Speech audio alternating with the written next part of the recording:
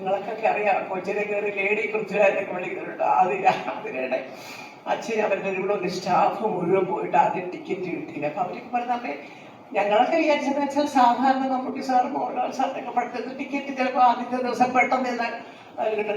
ഇത് 3 ദിവസം കഴിയാണ് അവർക്ക് ടിക്കറ്റ് കിട്ടിയത്. അപ്പൊ അവര് അപ്പൊ എന്തോ കാര്യമായിട്ട് ഈ പടത്തിലുണ്ട് എന്ന് ഞങ്ങൾക്ക് മനസ്സിലായി. പക്ഷെ കണ്ടപ്പോഴാണ് അറിയുന്നത് ഒരു ഫ്രെയിം പോലും ബോറടിക്കാതെ ആർക്കും ഇന്റർവെല്ലൊന്നും പുറത്ത് പോകണ്ട, പെട്ടെന്നങ്ങാണ് കയറി വന്നാലോ പടം എന്ന് വിചാരിച്ചിട്ട് അവിടെ തന്നെ എല്ലാവരും ഇരിക്കുകയായിരുന്നു. അത്ര നല്ലൊരു പടം. ഇങ്ങനത്തെ പടമൊക്കെ വരുമ്പോൾ നമുക്കൊരു ഭയങ്കര ത്രില്ലാണ്. ഈ സ്ഥിരം കണ്ട സാധനങ്ങൾ എന്തിനാണ് അപ്പൊ നമുക്ക് വലിയ 500 കോടി 400 കോടിയൊക്കെ മുടക്കി പടം ഇതുപോലത്തെ ഒരു 4-5 പടം എടുത്തിന്. ഒന്നാമത്തെ കാര്യം ഞാൻ തുറന്ന് പറയണേ, ഇങ്ങനത്തെ പടങ്ങൾ ഓടാൻ പ്രേക്ഷകരും മാധ്യമങ്ങളും സഹായിക്കണം, എന്തെങ്കിലും ഇൻഡസ്ട്രി വളർത്തുള്ളൂ. പറയുമ്പോൾ ഡയലോഗാണ് ചിലർക്ക് എല്ലാം പറയാമെങ്കിലും എത്ര പേരാണ് പറയാം ഈ തൊഴിലിന്റെ പുറകിൽ ജീവിക്കുന്നവര്. അവരെ സംബന്ധിച്ച് ഈ ചിത്രങ്ങളുടെ എണ്ണം കൂടുമ്പോഴാണ് അവർക്ക് ജോലി കൂടുതൽ കിട്ടുന്നത്.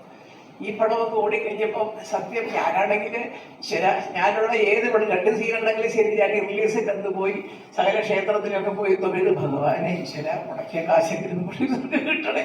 ആ പരിപാടിയൊന്നും ഇന്നില്ല. അതൊക്കെ ഞങ്ങളെ പോലെയുള്ള പഴയ അമ്മമാരുടെ ഒരു രീതിയാണെന്ന് രാവിലെ ഒന്ന് കുളിച്ച് തൊഴാൻ പോകുക എന്നൊക്കെ പറഞ്ഞു. അത് കഴിഞ്ഞ് വരുന്ന റിപ്പോർട്ടുകളും വിളിക്കുന്ന ആൾക്കാരുടെ എണ്ണം ഇങ്ങനെ കൂടി ഇത് ആരോട് എന്ത് ഉത്തരവാണ് പറയണത് എനിക്കറിയാൻ വയ്യ. വിജേഷിനെ പറയണോ, നിർമ്മാതാക്കളെ പറയണോ, അത് ഈ പറഞ്ഞിട്ട് തിരക്കഥയും പാട്ടും ക്യാമറയും എഡിറ്റിങ്ങും എല്ലാം കൂടെ നമ്മൾ പറയുന്നില്ല ഒരു സമഞ്ജസമായിട്ട് സമ്മേളിക്കുക. അത്ര പെർഫെക്റ്റ് ആയിട്ട് എല്ലാം കൂടെ ഒന്നിച്ചു കൊണ്ടുപോയ ഒരു പടം ഈ അടുത്ത കാലത്ത് ഞാനടക്കമുള്ളവർ കാണുന്നത് പ്രകമ്പനം. ചുമ്മാതല്ല കേരളം പ്രകമ്പനം കൊണ്ടത്. ശരി, അതുകൊണ്ട് എന്നെ സംബന്ധിച്ച് അടുത്ത പ്രധാനമായിട്ട് പറയാനുള്ളത് മാധ്യമങ്ങളോടാണ്.